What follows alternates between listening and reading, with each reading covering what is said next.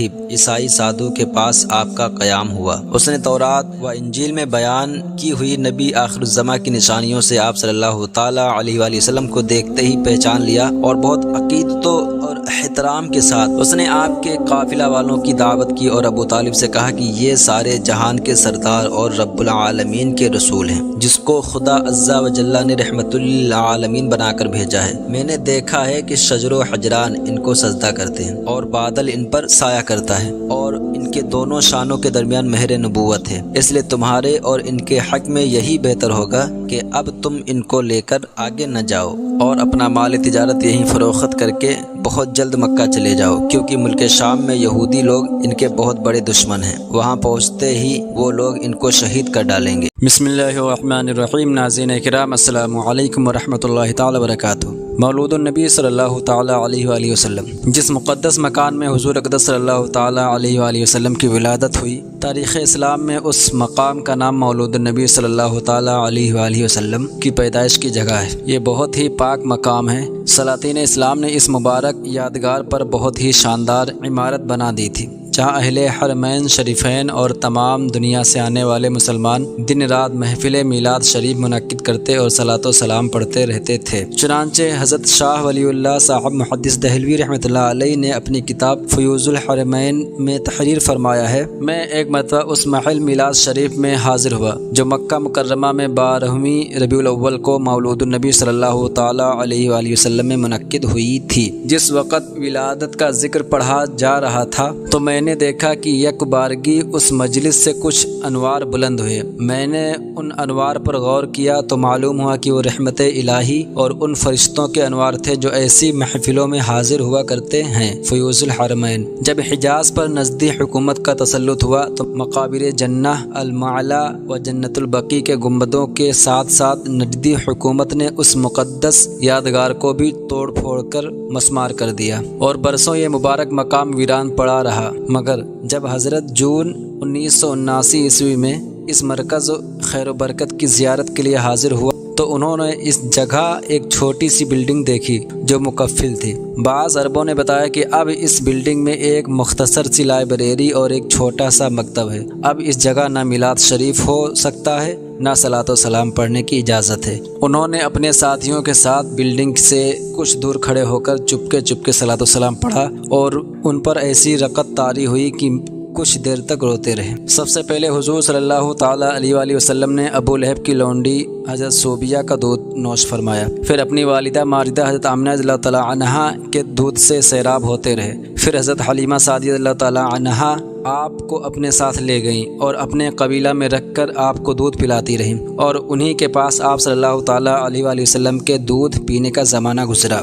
شرفۂ عرب کی عادت تھی کہ وہ اپنے بچوں کو دودھ پلانے کے لیے گرد و نواح دیہاتوں میں بھیج دیتے تھے۔ دیہات کی صاف ستھری آب و ہوا میں بچوں کی تندرستی اور جسمانی صحت بھی اچھی ہو جاتی تھی اور وہ خالص اور فصیح عربی زبان بھی سیکھ جاتے تھے، کیونکہ شہر کی زبان باہر کے آدمیوں کے میل جول سے خالص اور فصیح و بلیغ زبان نہیں رہا کرتی۔ حضرت حلیمہ رضی اللہ تعالیٰ عنہا کا بیان ہے کہ میں بنی سعد کی عورتوں کے ہمراہ دودھ پینے والے بچوں کی تلاش میں مکہ کو چلی۔ اس سال عرب میں بہت سخت اکال پڑا ہوا تھا۔ میری گود میں ایک بچہ تھا، مگر فقر و فاقہ کی وجہ سے میری چھاتیوں میں اتنا دودھ نہ تھا جو اس کو کافی ہو سکے۔ رات بھر وہ بچہ بھوک سے تڑپتا اور روتا بلبلاتا رہتا تھا اور ہم اس کی دلجوئی اور دلداری کے لیے تمام رات بیٹھ کر گزارتے تھے۔ ایک اونٹنی بھی ہمارے پاس تھی، مگر اس کے بھی دودھ نہ تھا۔ مکہ مکرمہ کے سفر میں جس کھچر پر میں سوار تھی وہ بھی اس قدر لاغر تھا کہ قافلہ والوں کے ساتھ نہ چل سکتا تھا۔ میرے ہمراہی بھی اس سے تنگ آ چکے تھے۔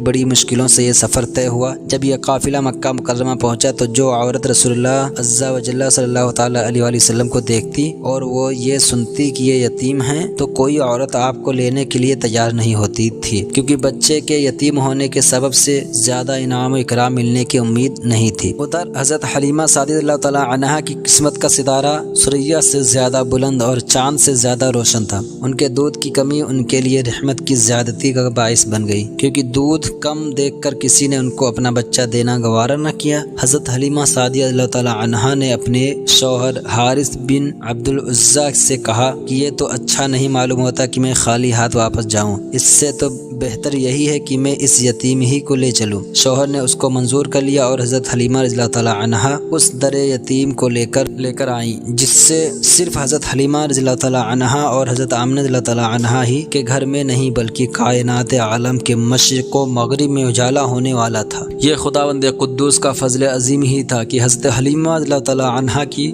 سوئی ہوئی قسمت بیدار ہو گئی اور سرور کائنات صلی اللہ تعالی علیہ وآلہ وسلم ان کی آغوش میں آ گئے۔ اپنے خیمہ میں لا کر جب دودھ پلانے بیٹھی تو باران رحمت کی طرح برکات نبوت کا ظہور شروع ہو گیا۔ خدا کی شان دیکھیے کہ حضرت حلیمہ رضی اللہ تعالی عنہا کے مبارک پستان میں اس قدر دودھ اترا کہ رحمت عالم صلی اللہ تعالی علیہ وآلہ وسلم نے بھی اور ان کے رضاعی بھائی نے بھی خوب شکم سیر ہو کر دودھ پیا اور دونوں آرام سے سو گئے۔ ادھر اونٹنی کو دیکھا تو اس کے تھن دودھ سے بھر گئے تھے۔ حضرت حلیمہ سعدیہ اللہ تعالی عنہا کے شوہر نے اس کا دودھ دہا اور میاں بیوی دونوں نے خوب سیر ہو کر دودھ پیا اور دونوں شکم سیر ہو کر رات بھر سکھ اور چین کی نیند سوئے۔ حضرت حلیمہ رضی اللہ تعالی عنہا کا شوہر حضور رحمت عالم صلی اللہ تعالی علیہ وآلہ وسلم کی یہ برکتیں دیکھ کر حیران رہ گیا اور کہنے لگا کہ حلیمہ تم بڑا ہی مبارک بچہ لائی ہو۔ حضرت حلیمہ رضی اللہ تعالی عنہا نے کہا کہ واقعی مجھے بھی یہی امید ہے کہ یہ نہایت ہی بابرکت بچہ اور خدا کی رحمت بن کر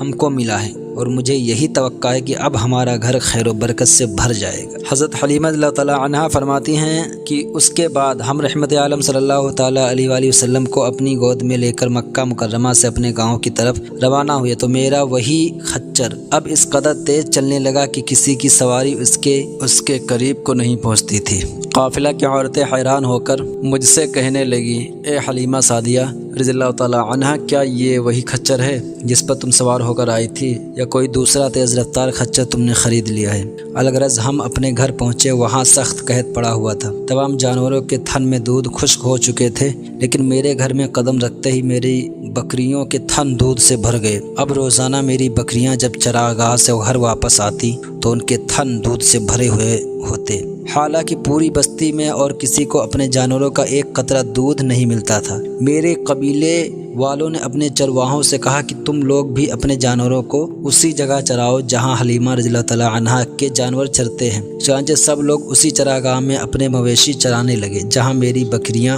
چرتی تھی، مگر یہاں تو چراگاہ اور جنگل کا کوئی عمل دخل ہی نہ تھا۔ یہ تو رحمت عالم صلی اللہ علیہ وسلم کے برکات نبوت کا فیض تھا جس کو میں اور میرے شوہر کے سوا میری قوم کا کوئی شخص نہیں سمجھ سکتا تھا۔ الغرض اسی طرح ہر دم ہر قدم پر ہم برابر آپ صلی اللہ تعالی علیہ وسلم کی برکتوں کا مشاہدہ کرتے رہے، یہاں تک کہ 2 سال پورے ہو گئے اور میں نے آپ کا دودھ چھڑا دیا۔ آپ صلی اللہ تعالی علیہ وآلہ وسلم کی تندرستی اور نشو نما کا حال دوسرے بچوں سے اتنا اچھا تھا کہ 2 سال میں آپ صلی اللہ تعالی علیہ وسلم خوب اچھے بڑے معلوم ہونے لگے۔ اب ہم دستور کے مطابق رحمت عالم صلی اللہ تعالی علیہ وآلہ وسلم کو ان کی والدہ کے پاس لائے اور انہوں نے حسب توفیق ہم کو انعام و اکرام سے نوازا۔ قاعدہ کے مطابق اب ہمیں رحمت عالم صلی اللہ تعالی علیہ وسلم کو اپنے پاس رکھنے کا کوئی حق نہیں تھا، مگر آپ صلی اللہ تعالی علیہ وآلہ وسلم کی برکت نبوت کی وجہ سے ایک لمحہ کے لیے بھی ہم کو آپ صلی اللہ تعالی علیہ وآلہ وسلم کی جدائی گوارا نہیں تھی۔ عجیب اتفاق کہ اس سال مکہ معظمہ میں وبائی بیماری پھیلی ہوئی تھی، چنانچہ ہم نے اس وبائی بیماری کا بہانہ کر کے حضرت بی بی آمنہ رضی اللہ تعالی عنہا کو رضامند کر لیا اور پھر ہم رحمت عالم صلی اللہ تعالی علیہ وآلہ وسلم کو واپس اپنے گھر لے آئے اور پھر ہمارا مکان رحمتوں اور برکتوں کی کان بن گیا اور آپ ہمارے پاس نہایت خوش و خرم ہو کر رہنے لگے۔ جب آپ صلی اللہ تعالی علیہ وسلم کچھ بڑے ہوئے تو گھر سے باہر نکلتے اور دوسرے لڑکوں کو کھیلتے ہوئے دیکھتے، مگر خود ہمیشہ ہر قسم کے کھیل کود سے علیحدہ رہے۔ ایک روز مجھ سے کہنے لگے کہ اماں جان، میرے دوسرے بھائی بہن دن بھر نظر نہیں آتے، یہ لوگ ہمیشہ صبح اٹھ کر روزانہ کہاں چلے جاتے ہیں؟ میں نے کہا یہ لوگ بکریاں چرانے چلے جاتے ہیں۔ یہ سن کر آپ نے فرمایا، مادر مہربان، آپ مجھے بھی میرے بھائی بہنوں کے ساتھ بھیجا کیجیے۔ چنانچہ آپ صلی اللہ تعالی علیہ وآلہ وسلم کے اصرار سے مجبور ہو کر آپ کو حضرت حلیمہ رضی اللہ تعالی عنہا نے اپنے بچوں کے ساتھ چراگاہ جانے کی اجازت دے دی اور آپ روزانہ جہاں حضرت حلیمہ رضی اللہ تعالی عنہا کی بکریاں چرتی تھیں تشریف لے جاتے رہے اور بکریاں چراگاہوں میں لے جا کر ان کی دیکھ بھال کرنا جو تمام انبیاء اور رسول علیہم السلام کی سنت ہے، آپ نے اپنے عمل سے بچپن ہی میں اپنی ایک خصلت نبوت کا اظہار فرما دیا۔ مداج النبوہ۔ ناظرین کرام، السلام علیکم ورحمۃ اللہ تعالی وبرکاتہ۔ بسم اللہ الرحمن الرحیم۔ تمام تعریف و توصیف اس اللہ تعالیٰ کے لیے جس نے تمام کائنات عالم کو پیدا فرمایا اور اس کا رب ہے۔ ایک مرتبہ ملک عرب میں انتہائی خوفناک قحط پڑ گیا۔ اہل مکہ نے بتوں سے فریاد کرنے کا ارادہ کیا، مگر ایک حسین و جمیل بوڑھے نے مکے والوں سے کہا کہ اے اہل مکہ، ہمارے اندر ابو طالب موجود ہیں جو بانی کعبہ حضرت ابراہیم خلیل اللہ علیہ السلام کی نسل سے ہیں اور کعبہ کے متولی اور سجادہ نشین بھی ہیں۔ ہمیں ان کے پاس چل کر دعا کی درخواست کرنی چاہیے۔ چنانچہ سرداران عرب ابو طالب کی خدمت میں حاضر ہوئے اور فریاد کرنے لگے کہ اے ابو طالب، قحط کی آگ نے سارے عرب کو جھلسا رکھا ہے۔ جانور گھاس پانی کے لیے ترس رہے ہیں اور انسان دانہ پانی نہ ملنے سے تڑپ تڑپ کر دم توڑ رہے ہیں۔ قافلوں کی آمد و رفت بند ہو چکی ہے اور ہر طرف بربادی و ویرانی کا دور دورہ ہے۔ آپ بارش کے لیے دعا کیجیے۔ اہل عرب کی فریاد سن کر ابو طالب کا دل بھر آیا اور حضور صلی اللہ تعالیٰ علیہ وآلہ وسلم کو اپنے ساتھ لے کر حرم کعبہ میں گئے اور حضور صلی اللہ تعالیٰ علیہ وآلہ وسلم کو دیوار کعبہ سے ٹیک لگا کر بٹھا دیا اور دعا مانگنے میں مشغول ہو گئے۔ درمیان میں دعا میں حضور صلی اللہ تعالیٰ علیہ وآلہ وسلم نے اپنی انگشت مبارک کو آسمان کی طرف اٹھا دیا۔ ایک دم چاروں طرف سے بدلیاں نمودار ہوئیں اور فوراً ہی اس زور کا باران رحمت برسا کہ عرب کی زمین سیراب ہو گئی۔ جنگلوں اور میدانوں میں ہر طرف پانی ہی پانی نظر آنے لگا۔ چٹیل میدانوں کی زمینیں سرسبز و شاداب ہو گئیں۔ قحط دفع ہو گیا اور اکال کٹ گیا اور سارا عرب خوشحال اور نہال ہو گیا۔ چنانچہ ابو طالب نے اپنے اس طویل قصیدہ میں، جس کو انہوں نے حضور اقدس صلی اللہ تعالیٰ علیہ وآلہ وسلم کی مدح میں نظم کیا ہے، اس واقعہ کو ایک شعر میں اس طرح ذکر کیا ہے: وہ حضور صلی اللہ علیہ وسلم ایسے گورے رنگ والے ہیں کہ ان کے رخ انور کے ذریعے بدلی سے بارش طلب کی جاتی ہے۔ وہ یتیموں کا ٹھکانہ اور بیواؤں کے نگہبان ہیں۔ زرقانی۔ حضور اقدس صلی اللہ تعالیٰ علیہ وآلہ وسلم کا لقب امی ہے۔ اس لفظ کے دو معنی ہیں، یا تو یہ ام القریٰ کی طرف نسبت ہے، ام القریٰ مکہ مکرمہ کا لقب ہے، لہٰذا امی کے معنی مکہ مکرمہ کے رہنے والے یا امی کے یہ معنی ہے کہ آپ نے دنیا میں کسی انسان سے لکھنا پڑھنا نہیں سیکھا۔ یہ حضور اقدس صلی اللہ تعالیٰ علیہ وآلہ وسلم کا بہت ہی عظیم شان معجزہ ہے کہ دنیا میں کسی نے بھی آپ کو نہیں پڑھایا لکھایا، مگر خداوند قدوس نے آپ کو اس قدر علم عطا فرمایا کہ آپ کا سینہ اولین و آخرین کے علوم و معارف کا خزینہ بن گیا اور آپ پر ایسی کتاب نازل ہوئی جس کی شان تبیانا لکل شیء، ہر چیز کا روشن بیان ہے۔ حضرت مولانا جامی رحمۃ اللہ تعالیٰ علیہ نے کیا خوب فرمایا ہے: میرے محبوب صلی اللہ تعالیٰ علیہ وآلہ وسلم نہ کبھی مکتب میں گئے نہ لکھنا سیکھا، مگر اپنے چشم و ابرو کے اشارہ سے سینکڑوں مدرسوں کو سبق پڑھا دیا۔ ظاہر ہے کہ جس کا استاد اور تعلیم دینے والا خلاق عالم جل جلالہ ہو، بھلا اس کو کسی اور استاد سے تعلیم حاصل کرنے کی کیا ضرورت ہوگی؟ آپ صلی اللہ علیہ وسلم کے امی لقب ہونے کا حقیقی راز کیا ہے؟ اس کو تو خداوند عالم الغیوب کے سوا اور کون بتا سکتا ہے، لیکن بظاہر اس میں چند حکمتیں اور فوائد معلوم ہوتے ہیں۔ اول یہ کہ تمام دنیا کو علم و حکمت سکھانے والے حضور اقدس صلی اللہ تعالیٰ علیہ وآلہ وسلم ہو اور آپ صلی اللہ تعالیٰ علیہ وآلہ وسلم کا استاد صرف خداوند عالم ہی ہو۔ کوئی انسان آپ کا استاد نہ ہوتا کہ کبھی کوئی یہ نہ کہہ سکے کہ پیغمبر تو میرا پڑھایا ہوا شاگرد۔ دو، یہ کہ کوئی شخص کبھی یہ خیال نہ کر سکے کہ فلاں آدمی حضور صلی اللہ تعالیٰ علیہ وآلہ وسلم کا استاد تھا تو شاید وہ حضور صلی اللہ تعالیٰ علیہ وآلہ وسلم سے زیادہ علم والا ہوگا۔ حضور صلی اللہ تعالیٰ علیہ وآلہ وسلم کے بارے میں کوئی یہ وہم بھی نہ کر سکے کہ حضور صلی اللہ تعالیٰ علیہ وآلہ وسلم چونکہ پڑھے لکھے آدمی تھے، اس لیے انہوں نے خود ہی قرآن کی آیتوں کو اپنی طرف سے بنا کر پیش کیا ہے اور قرآن انہی کا بنایا ہوا کلام ہے۔ چہارم، جب حضور صلی اللہ تعالیٰ علیہ وآلہ وسلم ساری دنیا کو کتاب و حکمت کی تعلیم دیں تو کوئی یہ نہ کہہ سکے کہ پہلی اور پرانی کتابوں کو دیکھ دیکھ کر اس قسم کی انمول اور انقلاب آفری تعلیمات دنیا کے سامنے پیش کر رہے ہیں۔ پنجم، اگر حضور صلی اللہ تعالیٰ علیہ وآلہ وسلم کا کوئی استاد ہوتا تو آپ کو اس کی تعظیم کرنی پڑتی، حالانکہ حضور صلی اللہ تعالیٰ علیہ وآلہ وسلم کو خالق کائنات نے اس لیے پیدا فرمایا تھا کہ سارا عالم آپ صلی اللہ تعالیٰ علیہ وآلہ وسلم کی تعظیم کرے، اس لیے حضرت حق جل شانہ نے اس کو گوارا نہیں فرمایا کہ میرا محبوب کسی کے آگے زانوے تلمستہ کرے اور کوئی اس کا استاد ہو۔ جب حضور صلی اللہ تعالیٰ علیہ وآلہ وسلم کی عمر شریف 12 برس کی ہوئی تو اس وقت ابو طالب نے تجارت کی غرض سے ملک شام کا سفر کیا۔ ابو طالب کو چونکہ حضور صلی اللہ تعالیٰ علیہ وآلہ وسلم سے بہت ہی والہانہ محبت تھی، اس لیے وہ آپ کو بھی اس سفر سفر میں اپنے ہمراہ لے گئے۔ حضور اقدس صلی اللہ تعالیٰ علیہ وآلہ وسلم نے اعلان نبوت سے قبل 3 بار تجارتی سفر فرمایا۔ 2 مرتبہ ملک شام گئے اور 1 بار یمن تشریف لے گئے۔ یہ ملک شام کا سفر پہلا سفر ہے۔ اس سفر کے دوران بصرہ میں بحیرہ راہب عیسائی سادھو کے پاس آپ کا قیام ہوا۔ اس نے تورات و انجیل میں بیان کی ہوئی نبی آخر الزماں کی نشانیوں سے آپ صلی اللہ تعالیٰ علیہ وآلہ وسلم کو دیکھتے ہی پہچان لیا اور بہت عقیدت اور احترام کے ساتھ اس نے آپ کے قافلہ والوں کی دعوت کی اور ابو طالب سے کہا کہ یہ سارے جہان کے سردار اور رب العالمین کے رسول ہیں، جس کو خدا عز و جل نے رحمت للعالمین بنا کر بھیجا ہے۔ میں نے دیکھا ہے کہ شجر و حجران ان کو سجدہ کرتے ہیں اور بادل ان پر سایہ کرتا ہے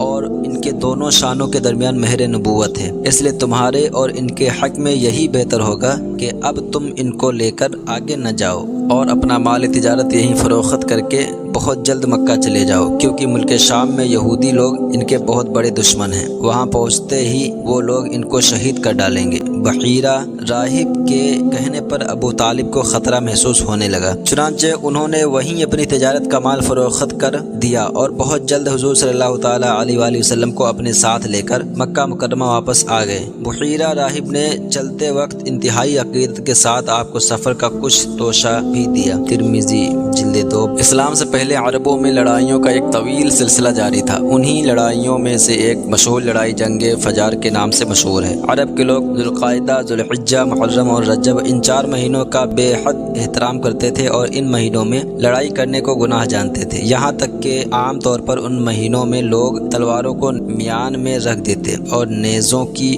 برچھیاں اتار لیتے تھے، مگر اس کے باوجود کبھی کبھی کچھ ایسے ہنگامی حالات درپیش ہو گئے کہ مجبوراً ان مہینوں میں بھی لڑائیاں کرنی پڑی، تو ان لڑائیوں کو اہل عرب حروب فجار، گناہ کی لڑائیاں کہتے تھے۔ سب سے آخری جنگ فجار جو قریش اور قیس کے قبیلوں کے درمیان ہوئی، اس وقت حضور صلی اللہ تعالیٰ علیہ وآلہ وسلم کی عمر شریف 20 برس کی تھی۔ چونکہ قریش اس جنگ میں حق پر تھے، اس لیے ابو طالب وغیرہ اپنے چچاؤں کے ساتھ آپ نے بھی اس جنگ میں شرکت فرمائی، مگر کسی پر ہتھیار نہیں اٹھایا، صرف اتنا ہی کیا کہ اپنے چچاؤں کو تیر اٹھا اٹھا کر دیتے رہے۔ اس لڑائی میں پہلے قیس پھر قریش غالب آئے اور آخرکار صلح پر اس لڑائی کا خاتمہ ہو گیا۔ سیرت ابن حشام۔ شق صدر۔ ایک دن آپ صلی اللہ تعالیٰ علیہ وآلہ وسلم چراگاہ میں تھے کہ ایک دم حضرت حلیمہ رضی اللہ تعالیٰ عنہا کے ایک فرزند زمرہ دوڑتے اور ہانپتے کانپتے ہوئے اپنے گھر پر آئے اور اپنی ماں حضرت بی بی حلیمہ رضی اللہ تعالیٰ عنہا سے کہا کہ اماں جان، بڑا غضب ہو گیا۔ محمد صلی اللہ علیہ وسلم کو 3 آدمیوں نے جو بہت ہی سفید لباس پہنے ہوئے تھے چٹ لٹا کر ان کا شکم پھاڑ ڈالا اور اسی حال میں ان کو چھوڑ کر میں بھاگا ہوا آیا۔ یہ سن کر حضرت حلیمہ رضی اللہ تعالیٰ عنہا اور ان کے شوہر دونوں بدحواس ہو کر گھبرائے ہوئے دوڑ کر جنگل میں پہنچے تو یہ دیکھا کہ آپ صلی اللہ تعالیٰ علیہ وآلہ وسلم بیٹھے ہوئے ہیں، مگر خوف و ہراس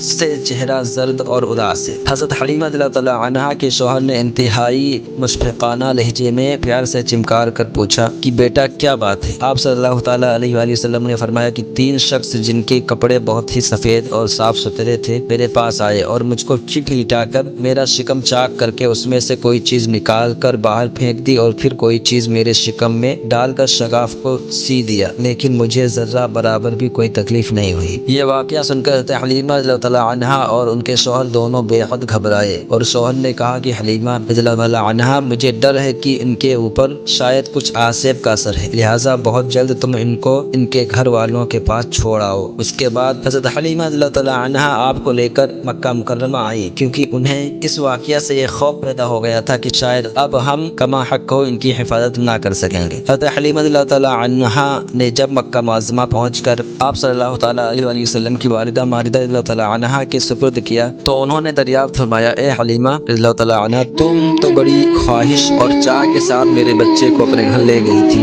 پھر اس قدر جلد واپس لے آنے کی وجہ کیا ہے؟ جب حضرت حلیمہ رضی اللہ تعالیٰ عنہا نے شکم چاک کرنے والا واقعہ بیان کیا اور آسیب کا شبہ ظاہر کیا تو حضرت بی بی آمنہ رضی اللہ تعالیٰ عنہا نے فرمایا کہ ہرگز نہیں، خدا کی قسم، میرے نور نظر پر ہرگز کبھی بھی کسی جن یا شیطان کا عمل دخل نہیں ہو سکتا، میرے بیٹے کی بڑی شان ہے۔ پھر ایام حمل اور وقت ولادت کے حیرت انگیز واقعات سنا کر حضرت حلیمہ رضی اللہ تعالیٰ عنہا کو مطمئن کر دیا اور حضرت حلیمہ رضی اللہ تعالیٰ عنہا آپ صلی اللہ تعالیٰ علیہ وآلہ وسلم کو آپ کی والدہ ماردہ والدہ کے سپرد کر کے اپنے گاؤں میں واپس چلی آئیں اور آپ صلی اللہ تعالیٰ علیہ وآلہ وسلم اپنی والدہ ماردہ کی آغوش تربیت میں پرورش پانے لگے۔ مداج النبوہ شک صدر کتنی بار ہوا؟ حضرت مولانا شاہ عبدالعزیز صاحب محدث دہلوی رحمۃ اللہ علیہ نے سورہ النشر کی تفسیر میں فرمایا ہے کہ 4 مرتبہ آپ صلی اللہ تعالیٰ علیہ وآلہ وسلم کا مقدس سینہ چاک کیا گیا اور اس میں نور و حکمت کا خزینہ بھرا گیا۔ پہلی مرتبہ جب آپ صلی اللہ تعالیٰ علیہ وآلہ وسلم حضرت حلیمہ رضی اللہ تعالیٰ عنہا کے گھر تھے جن کا ذکر ہو چکا، اس کی حکمت یہ تھی کہ حضور صلی اللہ تعالیٰ علیہ وآلہ وسلم ان وسوسوں اور خیالات سے محفوظ رہیں جن میں بچے مبتلا ہو کر کھیل کود اور شرارتوں کی طرف مائل ہو جاتے ہیں۔ دوسری بار 10 برس کی عمر میں ہوا تاکہ جوانی کی پر آش و شہوتوں کے خطرات سے آپ بے خوف ہو جائیں۔ تیسری بار غار حرا میں شک صدر ہوا اور آپ صلی اللہ تعالیٰ علیہ وآلہ وسلم کے قلب میں نور سکینہ بھر دیا گیا تاکہ آپ وحی الہی کے عظیم اور بڑے بوجھ کو برداشت کر سکیں۔ چوتھی مرتبہ شب معراج میں آپ صلی اللہ تعالیٰ علیہ وآلہ وسلم کو مبارک سینہ چاک کر کے نور و حکمت کے خزانوں سے معمور کیا گیا تاکہ آپ کے قلب مبارک میں اتنی وسعت اور صلاحیت پیدا ہو جائے کہ آپ دیدار الہی عز و جل کی تجلیوں اور کلام ربانی کی ہیبتوں اور عظمتوں کے متحمل ہو سکے۔ ایمن حضور اقدس صلی اللہ تعالیٰ علیہ وآلہ وسلم حلیمہ رضی اللہ تعالیٰ عنہا کے گھر سے مکہ مکرمہ پہنچ گئے اور اپنی والدہ محترمہ کے پاس رہنے لگے تو حضرت ایمن جو آپ کے والد ماجد کی باندھی تھی، آپ صلی اللہ تعالیٰ علیہ وآلہ وسلم کی خاطرداری اور خدمت گزاری میں دن رات جی جان سے مصروف رہنے لگی۔ ایمن کا نام برکت ہے، یہ آپ صلی اللہ تعالیٰ علیہ وسلم کو آپ کے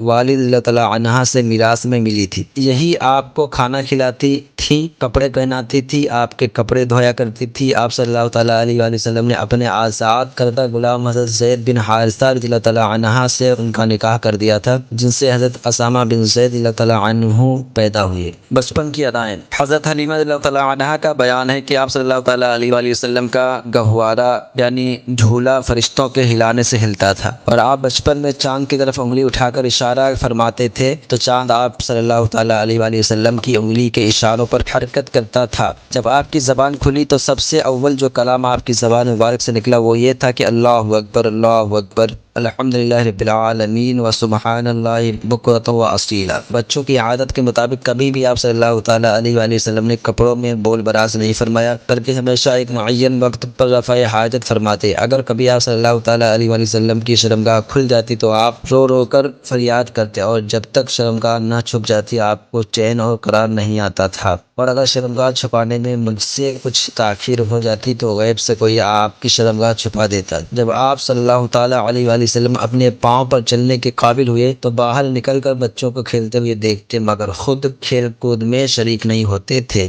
لڑکے آپ کو کھیلنے کے لیے بلاتے تو آپ فرماتے کہ میں کھیلنے کے لیے نہیں پیدا کیا گیا۔ حضرت عامر رضی اللہ تعالیٰ عنہ کی وفات حضور اقدس صلی اللہ تعالیٰ علیہ وآلہ وسلم کی عمر شریف جب 6 برس کی ہو گئی تو آپ کی والدہ ماجدہ رضی اللہ تعالیٰ عنہا آپ صلی اللہ تعالیٰ علیہ وآلہ وسلم کو ساتھ لے کر مدینہ منورہ آپ کے دادا کے ننیحال بنو عدی بنو نجار میں رشتہ داروں کی ملاقات یا اپنے شوہر کی قبر کی زیارت کے لیے تشریف لے گئی۔ حضور صلی اللہ تعالیٰ علیہ وآلہ وسلم کے والد ماجد کی باندھی ایمن بھی اس سفر میں آپ کے ساتھ تھی۔ وہاں سے واپسی پر ابوا نامی گاؤں میں حضرت بی بی آمنہ رضی اللہ تعالیٰ عنہا کی وفات ہو گئی اور وہ وہیں مدفون ہوئی۔ والد ماجد کا سایہ تو ولادت سے پہلے ہی اٹھ چکا تھا، اب والدہ ماجدہ کی آغوش شفقت کا خاتمہ بھی ہو گیا، لیکن حضرت بی بی آمنہ رضی اللہ تعالیٰ عنہا کا یہ در یتیم جس آغوش رحمت میں پرورش پا کر پروان چڑھنے والا ہے وہ ان سب ظاہری اسباب تربیت سے بے نیاز ہے۔ حضرت بی بی آمنہ رضی اللہ تعالیٰ عنہا کی وفات کے بعد حضرت ایمن رضی اللہ تعالیٰ عنہا آپ صلی اللہ تعالیٰ علیہ وآلہ وسلم کو مکہ مکرمہ لائی اور آپ کے دادا عبد المطلب کے سپرد کیا اور دادا نے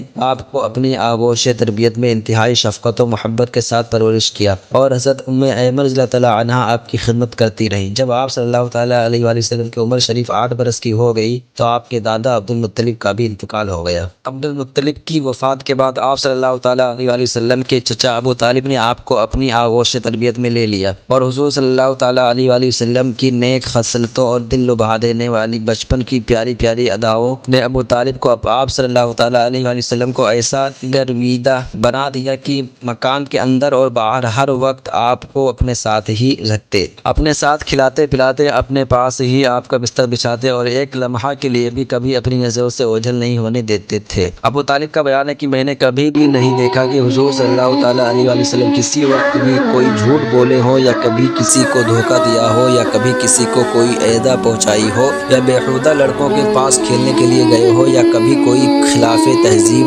بات کی ہو۔ ہمیشہ انتہائی خوش اخلاق، نیک اطوار، نرم گفتار، بلند کردار اور اعلیٰ درجہ کے پارسا اور پرہیزگار رہیں۔ شرح زرقانی۔